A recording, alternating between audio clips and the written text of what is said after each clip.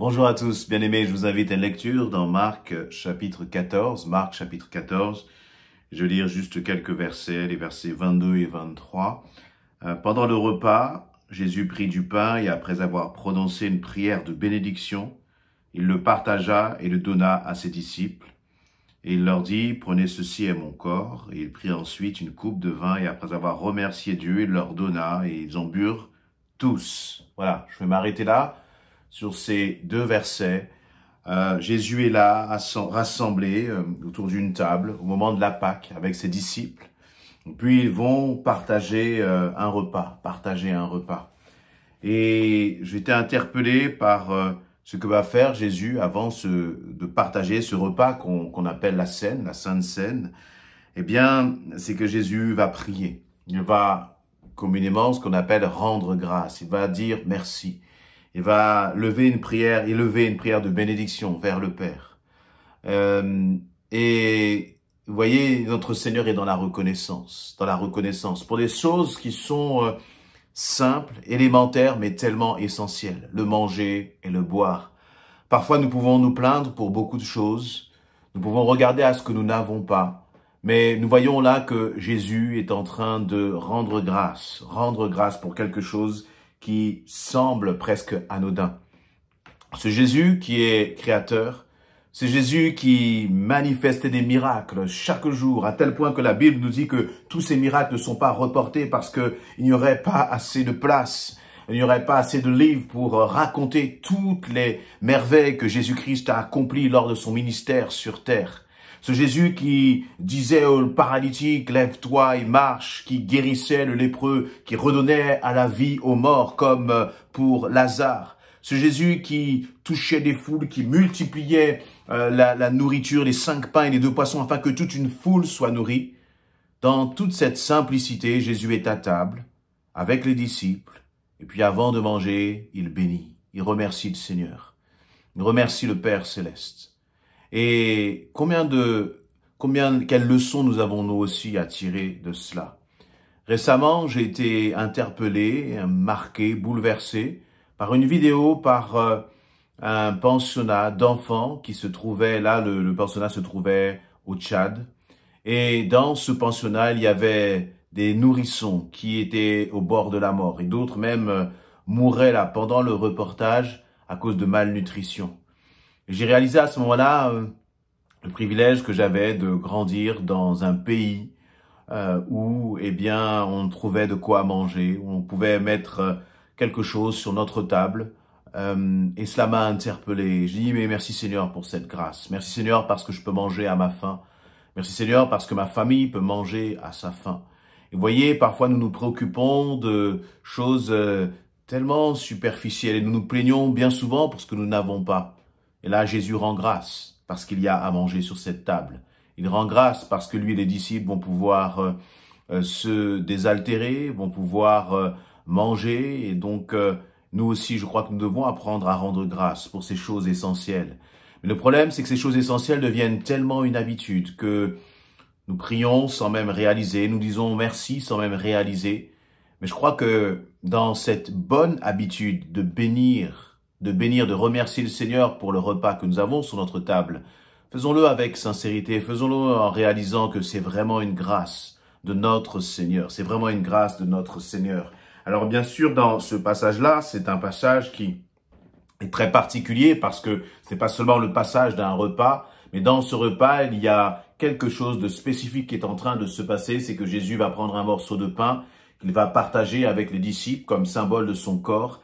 Et puis, il va verser une coupe, il va verser du vin dans une coupe et puis ils vont faire passer cette coupe comme symbole du sang de Christ qui va être, eh bien, là aussi, qui va couler pour nos péchés, pour nos offenses. Le sang de Christ qui va être versé pour nous. Et il y avait un seul pain, plusieurs morceaux pour manifester le fait que nous ne formions qu'un seul corps. Mais ce n'est pas le sujet que je voudrais partager. Ce que je voudrais vraiment partager, c'est cette dimension de l'essentiel.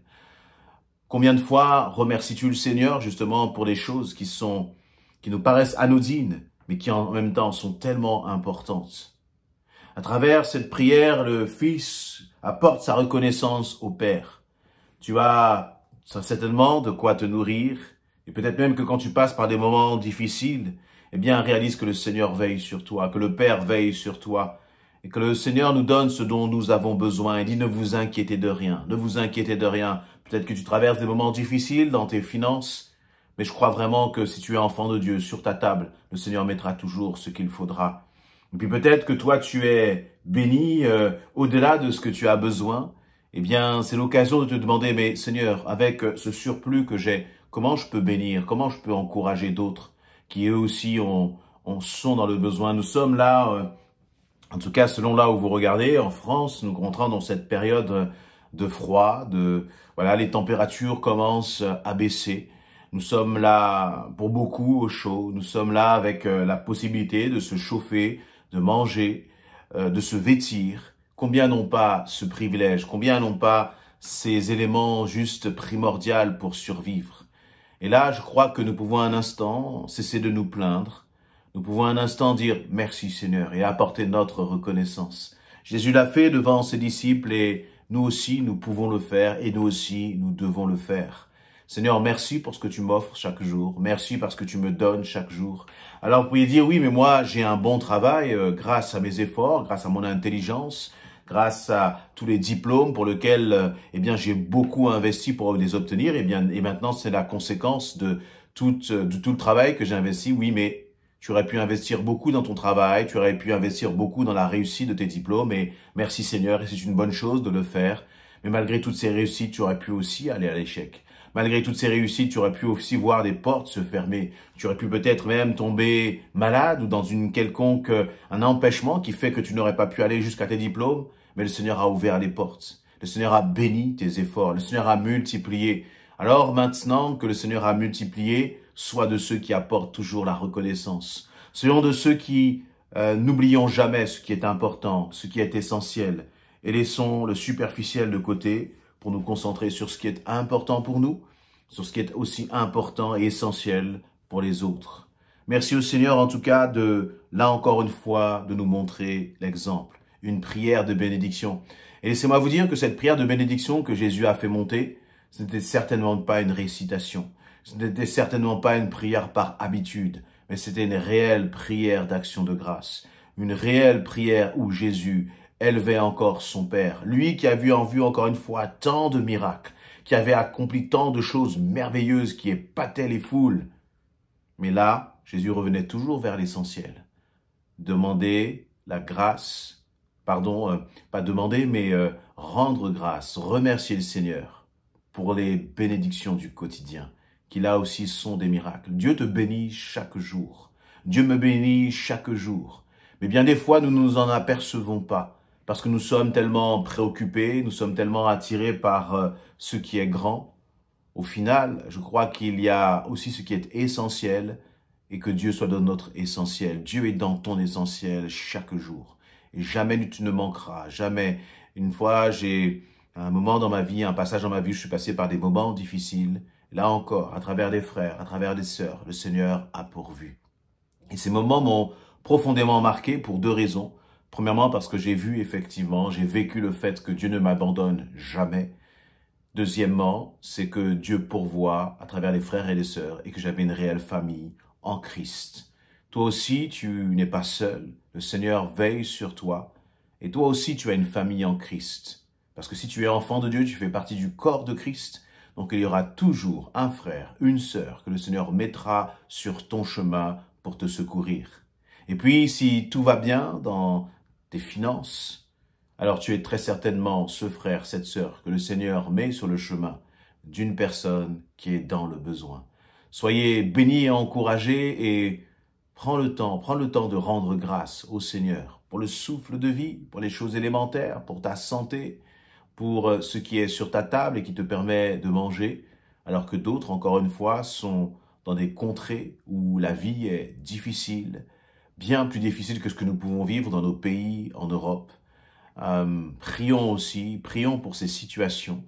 Et puis, de façon concrète, je crois que chacun de nous pouvons participer, encourager en donnant. Très certainement que tu connais une association qui fait de l'entraide là où tu te trouves.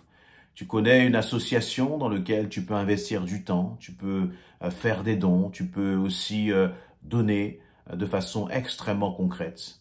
Et je crois que le Seigneur le dit lui-même, hein, que si nous donnons un verre d'eau à l'un de ses enfants, c'est comme si c'était à lui que nous lui avons donné. Que dans cette période justement de grand froid, nous puissions être de ceux qui ouvrons nos cœurs, qui donnons ce que le Seigneur lui-même nous a donné. Amen.